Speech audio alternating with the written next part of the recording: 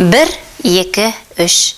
Қымбатты оқушы, біз енді өзіңмен бастауыштан кейін қойылатын сызықша деп аталатын сабағымызды әрі қарай жалғастырамыз. Келесі жағдайда бастауыш тұйғы етістіктен болса, баяндауыш атау тұлғалы зат есімінен болса, немесе керісінше баяндауыш тұйғы етістіктен болса, бастауыш атау тұлғалы зат есімінен болса, бұлардың арасына сызықша қойылады. Мысалы, оқу білім бұлағы, оқу тұйғы етістік, білім бұлағы баяндауыш, бұл атау тұлғалы зат есім, күрделі зат есім. Міне сол кезде арасына сызықша қойылады екен.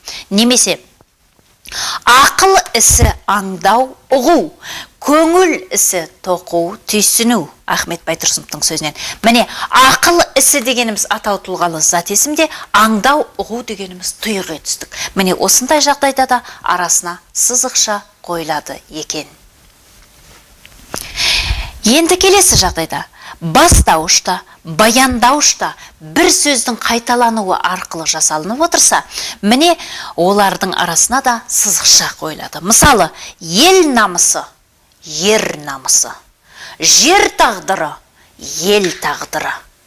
Мінеки, ел намысы деген сөз екі рет қайталанып отыр. Міне, мынау бастауыш, ер намысы деген баяндауыш. Осының арасына да сызықша қойылады екен. Қымбатты оқушы, енді үлкен бір айта кететін нәрсе өзіңе сызықша мен дефисті ажырата білу. Дефис дегеніміз ол кішкентай, мынау сызықша үлкен ғой, а ол кішкене ғана қойылатын дефис дейміз оны.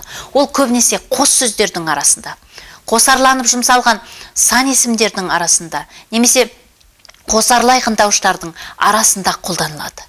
Ал сызықша осы сияқты бастауыш пен баяндауыштың арасына қойылады. Төл сөз автор сөзінің арасына қойылады.